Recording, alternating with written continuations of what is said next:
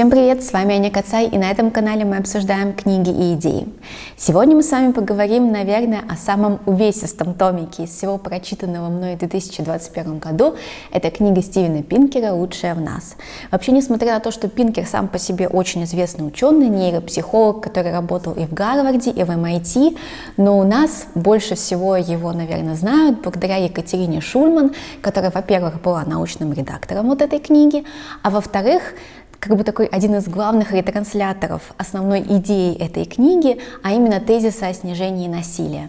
И несмотря на то, что, казалось бы, этот тезис довольно емкий и простой в формулировке, вот такое вот количество бумаги ушло у Стивена Пинкера на то, чтобы этот тезис раскрыть, доказать, ну или, по крайней мере, попробовать доказать. И такое немаловажное отступление из-за его веры в гуманизм, просвещение и вот основного вот этого тезиса о снижении насилия Пинкера считают как бы таким оптимистом, но на самом деле я смотрела его интервью с Шульман, где он рассказывал, что дело это не вопрос веры, а вопрос анализа существующих тенденций. И то, что он фиксирует вот эти тенденции и уменьшение насилия, казалось бы, мир становится лучше в этом смысле, это совершенно не означает, что эта тенденция не может поменяться. И, в общем-то, он делает акцент на том, что на самом-то деле все в наших руках. Из-за объема книги и научных регалий автора я подступалась к ней с некоторой такой осторожностью, с пиететом, готовилась к тяжелой интеллектуальной работе, к такому вот труду, но оказалось, что она действительно научно-популярная, читается очень быстро, легко.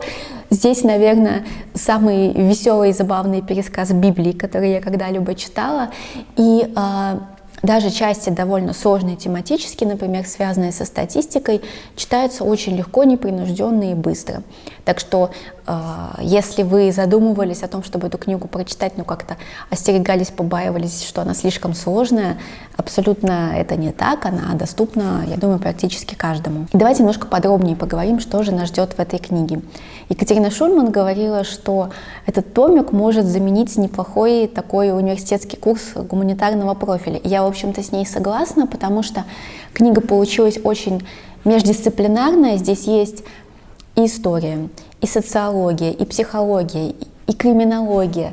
В общем, действительно, довольно неплохо можно расширить свой кругозор. Начинает Пинкер с исторического обзора и, разворачивая вот так на исторической линейке историю прогресса человечества, он отмечает 6 основных тенденций, которые, на его взгляд, больше всего способствовали снижению уровня насилия в обществе.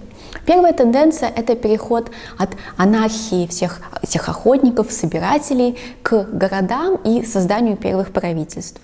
Дальше в Средневековье происходит укрупнение королевств, феодальное такое деление, развивается торговля и больше централизуется власть. После этого, конечно же, просвещение, гуманитарная революция, которая очень сильно повлияла на развитие рационального мышления в обществе. И дальше, безусловно, это окончание Второй мировой войны, когда зарождаются все международные организации, такие вот глобальные международные институты. Следующий этап – окончания Холодной войны, которая Пинкеру видится как такой вот последний всплеск агрессии и насилия между государствами глобального масштаба. Ну и последний этап, тот, в котором мы сейчас с вами живем, это развитие прав человека, толерантности и прав не только человека, животных в том числе. Ну и, в общем-то, большее разнообразие мира и большая ценность человеческой жизни. После исторического обзора Пинкер как бы наводит немножко резкость и рассматривает насилие уже с психологической точки зрения, рассуждает о том, насколько человеку, как биопсихосоциальному существу, насилие вообще свойственно, является ли оно неотъемлемой частью природы человека. И в этой связи он выделяет 5 демонов человечества, которые к насилию подталкивают. Это, с его точки зрения, хищничество, доминирование, месть, садизм и идеология.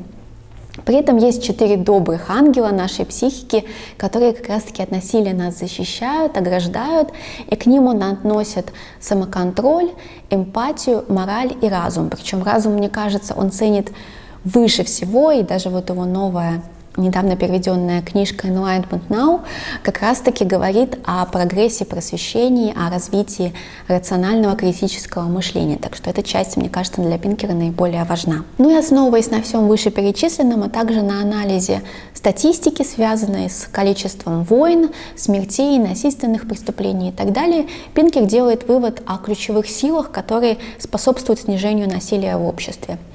Первая сила, с его точки зрения, это государство и судебная система, которые обладают монополией на насилие. Ну, в общем-то, те, кто читали Фуко «Надзирать и наказывать», может быть, не совсем с ним согласятся, но, тем не менее, свою точку зрения в книге он раскрывает, почему ему кажется, что это так. Вторая сила — это торговля, которая рассматривается им как игра с положительной суммой, когда сама структура, сама идея рыночной экономики подталкивает людей к тому, чтобы выбирать стратегии и делать выборы, которые снижают уровень насилия в обществе. Третья сила — это феминизация общества, то есть все те изменения в правах женщин, которые мы наблюдаем за последние 100 лет, когда женщины начали больше участвовать в политике, в экономике, вообще в жизни общества, привнесли новые вопросы, новые проблемы в повестку и, в общем-то, на взгляд Пинкера, в такую более гуманную сторону вектор развития общества поменяли. Четвертая сила — это глобализация, космополитизм, когда границы становятся все более транспарентными, более размытыми, мир становится более открытым. Конечно, последние пару лет пандемии немножко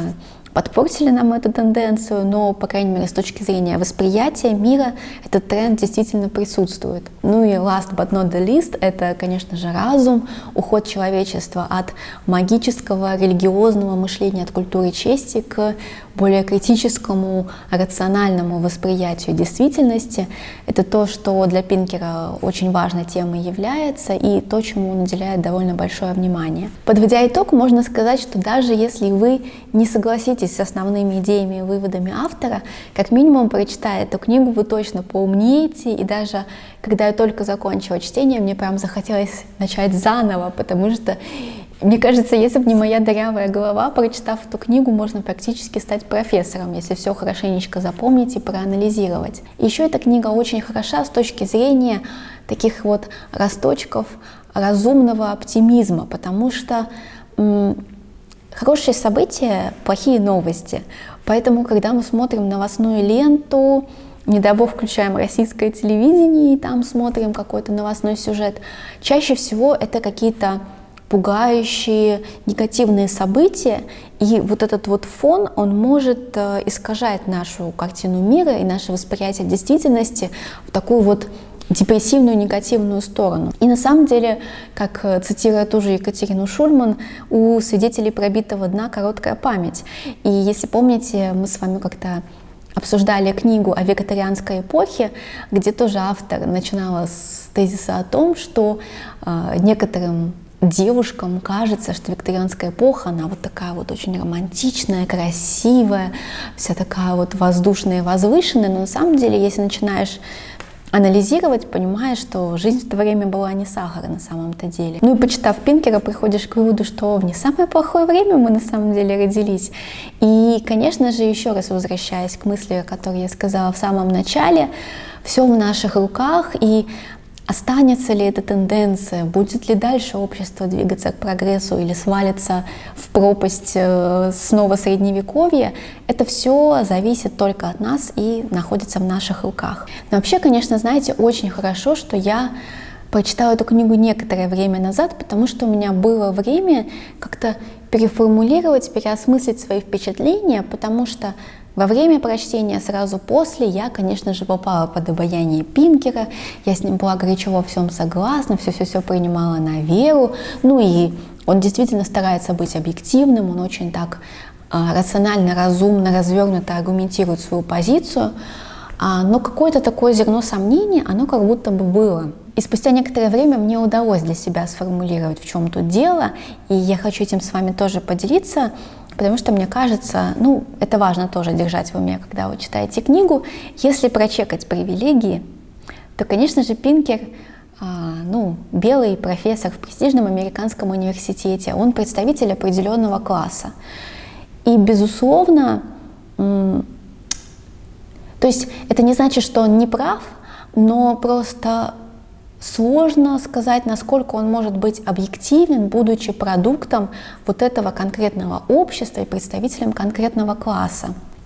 И именно вот эта его симпатия горящая к демократии, к капитализму, неприязнь идеологии и так далее, насколько это какой-то объективный научный вывод, или это просто, поскольку он бенефициар этого общества, он, в общем-то, не совсем там на его, может быть, прям вершине, но где-то ближе к ней, насколько он может быть объективен.